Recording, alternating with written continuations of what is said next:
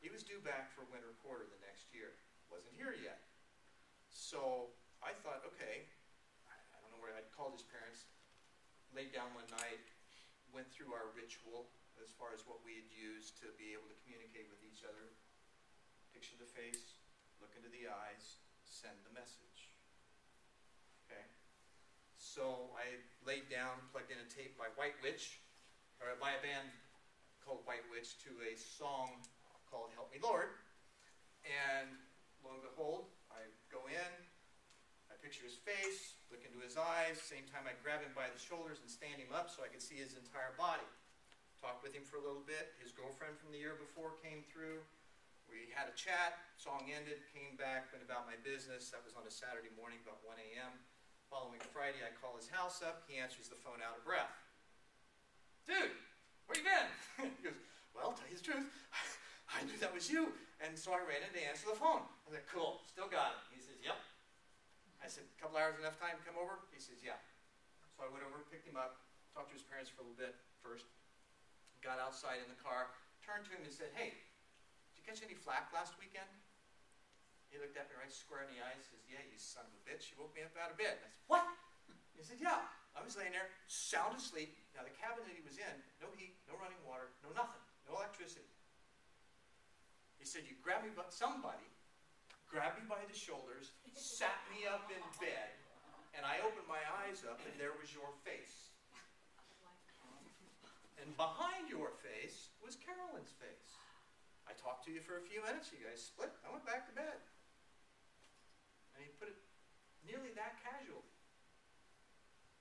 Week and a half later, he gets a postcard from the Krishna camps in California. Anybody ever see one of those? They got all the addresses on them. One in Santa Barbara was circled. And the only thing other than his address said, enjoyed the conversation. Guess whose handwriting it was in? And he hadn't heard from her. Now in this conversation, I'm recognizing that even though I'm in the light, it's empty. I can think, I can see, but all I could see was white, had no tactile sensation. So my next thought, my question was, wow, is there more? So immediately I feel this movement into someplace else, and I'm looking at this sphere of pinpoints of light. And I recognize these points of light are points of consciousness. Whether in body or not at that time, I wasn't sure because I knew I wasn't. However, as soon as let me rephrase that, and as soon as I remember or recognized that intuitively, the voice that had asked me if I was willing to die for what I believed in spoke these words. These are those that you are to work with in order to facilitate a new world order. It will happen in your lifetime. Know this to be true. Your path will be full of trials and tribulations. Have faith and trust that everything you need will be there at the appointed time. Trust and allow. And with that, I felt another rush of energy, and I came back into my body with a gulp of air, naturally. At 18 years old, oh, by the way, this happened on 11/11/1975. So as an 18-year-old, pardon French, what the hell do you do with that? You thought I was going to say something else, didn't you? WTF! Okay? What would you do? Because this friend of mine and I were really close. We grew up Sunday school, Methodist church, and all that together. And I thought, well, I wonder if I can. So we went to bed. They left. We went to bed. I'm laying in bed. And I say, Jesus, if it be your will be done. Can I talk to Steve? Now, I had no idea if it would happen or not. So I'm calling out telepathically, Steve, you're out there. Steve, can you hear me? Steve! Help! Steve!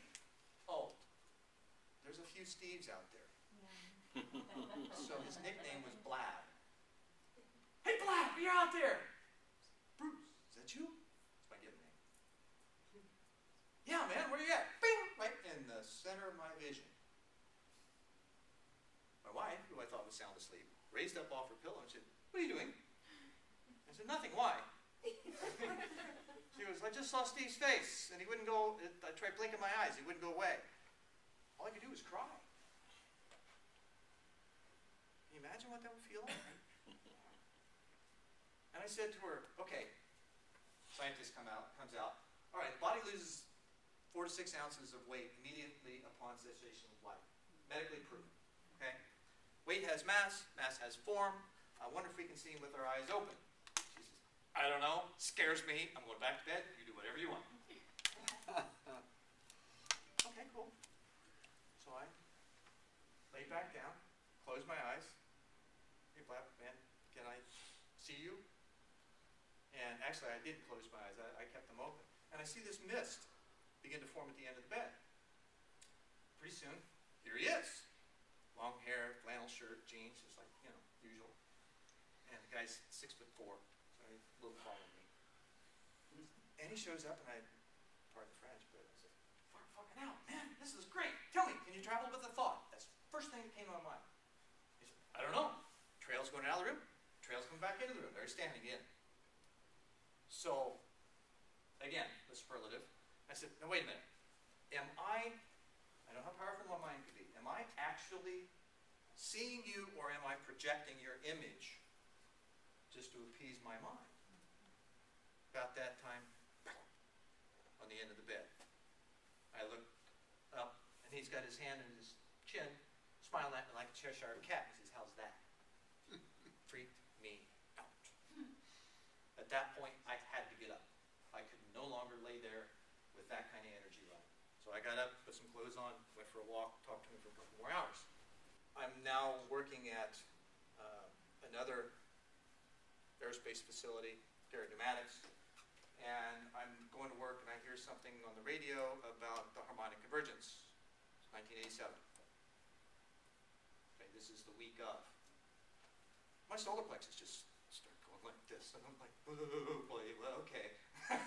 I got to research this, so I get to my desk, call up the radio station, and find out more about it.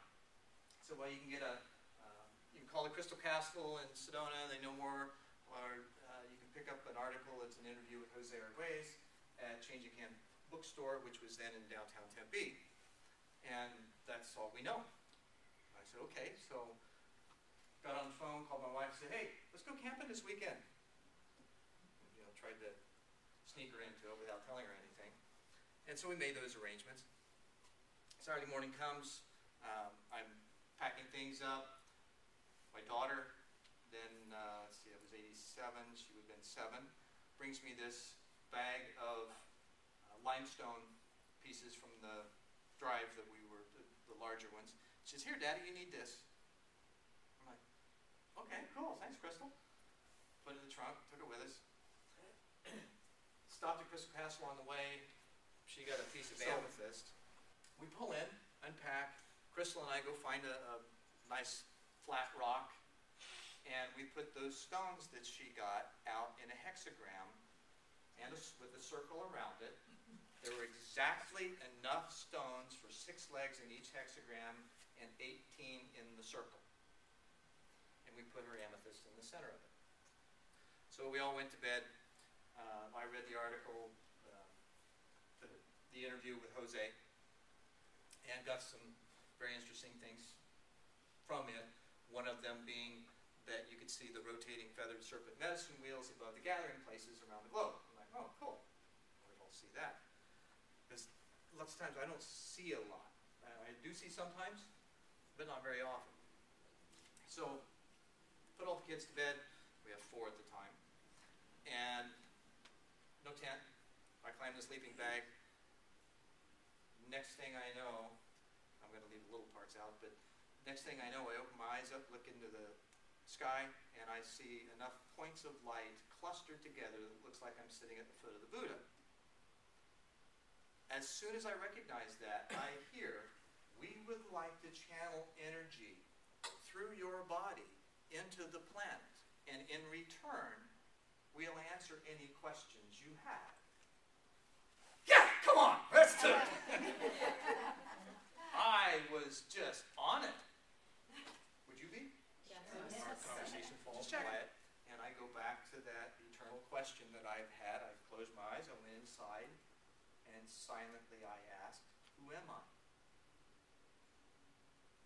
And I heard his chair move immediately.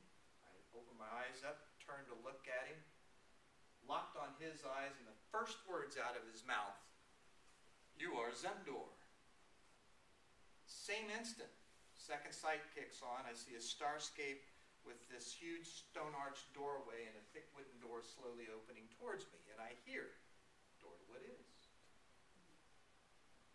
And I'm just, what do you do? Again, in this human form, completely. Later, any words? I see an ad. I actually have an article that's in the Arizona Light at the time. And I go to check on the article, and down below it is an advertisement for Steve and April White, channeling Ashtar and Athena. I didn't know much about them at the time, but I felt like, okay, I got to go, something, had to be there. So I arrive at the meeting, I sit off over the side.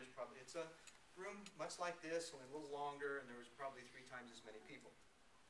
I'm sitting off to the side, and both Stephen and April, who were channeling Ashtar and Athena,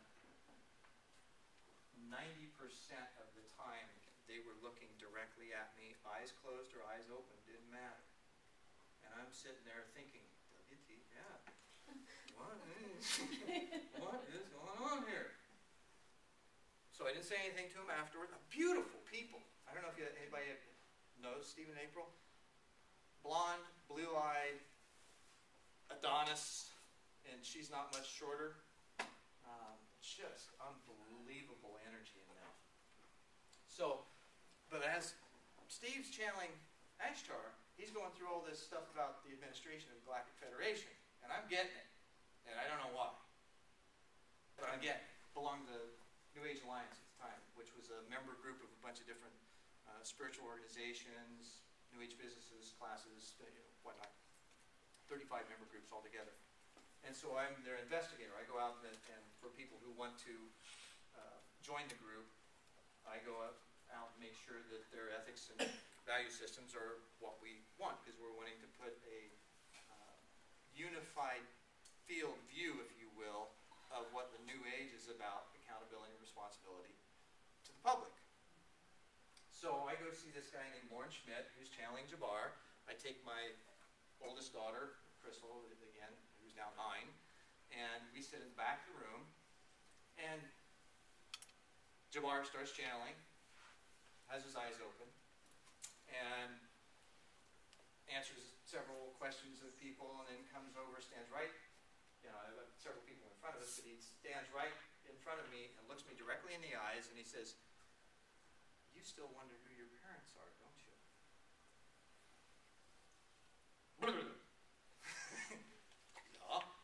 But I've given up my terrestrial search because I want to know my celestial family more. He says, "That's great, but you still want to know who they are, don't you?"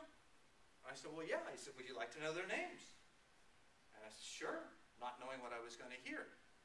Well, it turns out I didn't hear anything. I heard and blocked it. I had to turn to my daughter and say, "What did he say?" And she said, "Ashtar and Athena." Now, I still don't claim to know anything about all of this. All I am giving you is what happened, not necessarily what I've done with it yet.